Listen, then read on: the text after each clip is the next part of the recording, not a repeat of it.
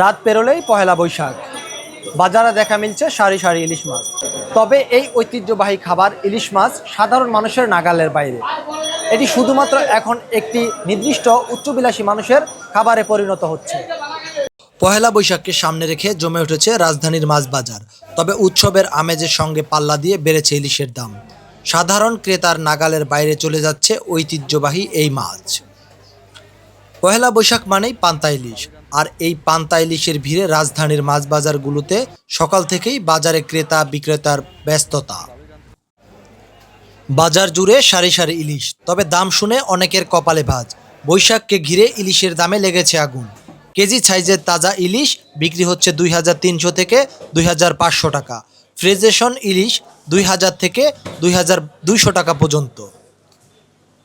1 কেজির মাছ আমরা ব্যস্ত আছি সিজনের সময়, যে সময় সিজন ছিল ওই সময় বেচছি 2200-2300, এখনও ব্যস্ত আছি 2200-2300।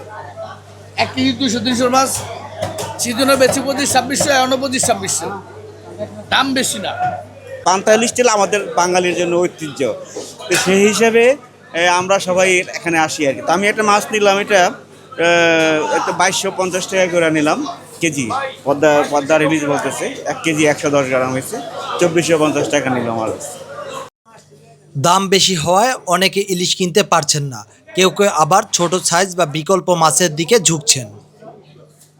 মাছের চাহিদা থাকা সত্ত্বেও সরবরাহ কম থাকায় দামটা অত্যাধিক। যেক্ষেত্রে অনেক মানুষের চাহিদা আছে কিন্তু দামটা ক্রয়ের সীমার বাহিরে আর কি, সাধ্যের অতীত, যে কারণে সাধারণ মানুষের পক্ষে ইলিশ মাছ ক্রয় করা সম্ভব না।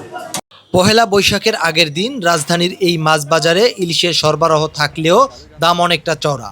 ফলে ঐতিহ্যের এই মাছ সাধারণ মানুষের নাগালের বাইরে চলে যাচ্ছে। মাছের দামটা এখন একটু বেশি, অনেক বেশি। বেশি বলতে যা ছিল তার চেয়েও কেজিতে 300-400 টাকা বেশি। সাপ্লাই খুবই কম। পয়লা বৈশাখ উপলক্ষে বেশি সবাই ইলিশ খাইতে চায় একটু, এই জন্য যা আসার কথা এর চেয়েও কম আসতেছে। আর বিশেষ করে কাস্টমার মানুষ অনেক চাচ্ছে ইলিশ মাছ, এই জন্য আর কি, এই জন্য দামটা একটু বেশি। বিক্রেতাদের দাবি সরবরাহ কম এবং চাহিদা বেশি থাকায় দাম বেড়েছে। তবে তারা বলছে বাজারের পরিস্থিতি অনুযায়ী এই দাম স্বাভাবিক।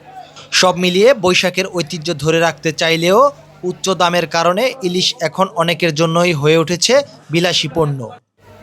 SM স্বাধীন, চ্যানেল 9, ঢাকা।